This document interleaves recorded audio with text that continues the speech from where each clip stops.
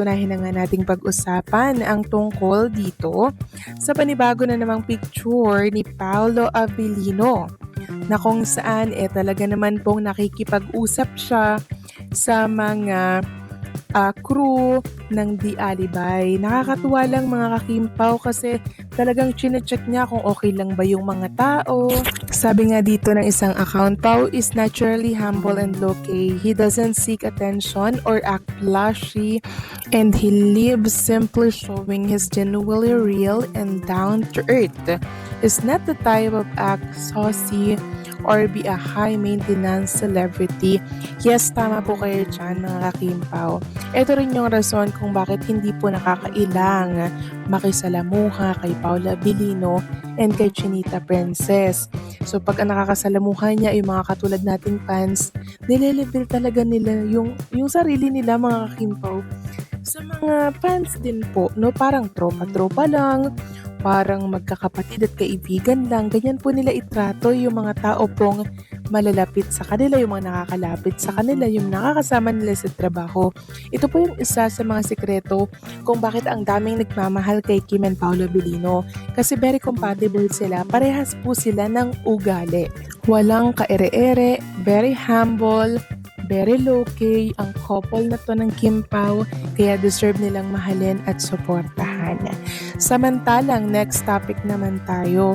Pag-usapan natin mga kakimpaw, eto pong inilapag ng Prime Video Philippines na hindi ko alam kung teaser to ng Di Alibay para bukas.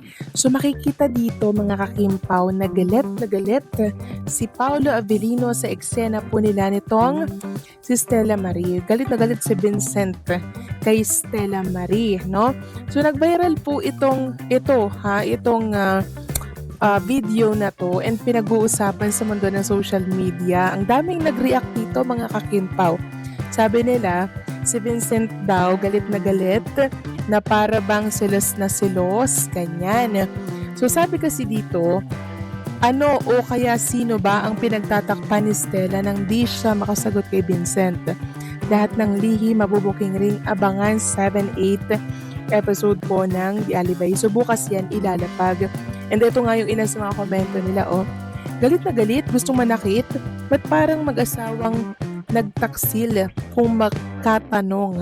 Magaling ba siya? Victor, ikaw ba yan, Char? Sabi ba ng isa, Diyos ko po, nakakatakot magalit si Vincent. Nagtatanong pa lang yan, hindi ka ba inaakusahan? Sabihin mo na kaya, Stella. Na-imagine tuloy ng mga Kimpaw fans na ganyan din bang magalit si Paolo Avellino sa totoong buhay pag nagkakaroon sila ng tampuhan or may away ni Chinita Princess. Hindi po talaga may iwasan mga Kimpaw na yan ang itanong ng mga fans since nakikita nga nila dito sa Di Alibay kung gaano po manggigil at magalit si Vincent. Nang lalaki yung mata, gigil na gigil, parang ganyan ng magalit si Paolo. Ibang magalit ang tahimik pero syempre nilulugar niya yon pagdating sa relationship nila ni Chinita Princess. Eksena lang kasi to mga kakimpaw sa Di Alibay at baka naman seryosohin ng ibang bashers dyan ha. Eksena po ito sa Di Alibay. Nag-viral lang talaga to ngayon sa X dahil sa galing at husay ni Paolo Omarte. So napanood nyo na ba to mga kakimpaw? Grabe, ibang level ang impact ng eksenang ito. Kung nag-viral man ang pagsabog ng galit ni Paolo Avellino kay Kim Chiu sa Di Alibay, ibig sabihin lang nito na sobrang tumatak sa viewers. At hindi basta acting lang, kundi yung tipong damang-dama ng audience ang tensyon, emosyon at bigat ng tagpo. Paolo kasi, kilala sa napakabigat at realistic na delivery. Kapag nagalit siya sa isang eksena, hindi OA, tama ang bagsak, tama ang tono, tama ang intensity. Kaya hindi nakakasurpresa na nag-viral, lalo na't ang ka-eksena niya ay si Kim Chiu na malakas ang emotional connection sa fans. At dahil maganda ang chemistry nila, kahit confrontation scene, may spark pa rin. Pero this time, tension-filled, intense, at pang-award level. Pinag-usapan ng netizens, kaya naging viral. Ang galing ng banat at delivery ni Paolo, ramdam na ramdam ang galit. Ang reaksyon ni Kim, hindi scripted ang dating. Yung mata, boses at body language, super believable.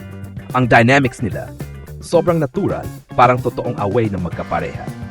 Fans shocked pero hooked dahil sanay sila sa kilig ng Kim Pao. Tapos ngayon, biglang init ng emosyon. Dagdag ko pa, ang mga ganitong eksena ang nagpapatunay na top tier na drama pairing ang Kim Pao. Kaya silang dalawa, whether kilig man o confrontation, nagde-deliver ng solid, consistent at world-class acting. At honestly, kung ganito ang kalidad na acting nila sa The Alibi, hindi na nakapagtataka kung bakit. Trending sila halos araw-araw, viral ang clips, at super invested ang audience sa bawat eksena. Ang viral na galit scene na ito ay patunay na umaapoy ang intensity ng serye at may lalim at kalidad na hindi basta-basta. Kim Pao doing dramatic scenes, automatic viral, automatic discussion, automatic success. Grabe, ibang dimension na naman ang dinala ng Kim Pao sa eksenang ito. Ang pag-viral ng pagsabog ng galit ni Paolo Avellino kay Kim Chiu sa The Alibi ay hindi lang simpleng trending moment, kundi patunay na napakabigat, makapangyarihan, at emotionally charged ang eksena na halos ikinabigla ng viewers. 1. Hindi basta acting, iba ang intensity. Si Paolo Avellino, kapag naglabas ng galit sa isang eksena, hindi yung tipong acting lang.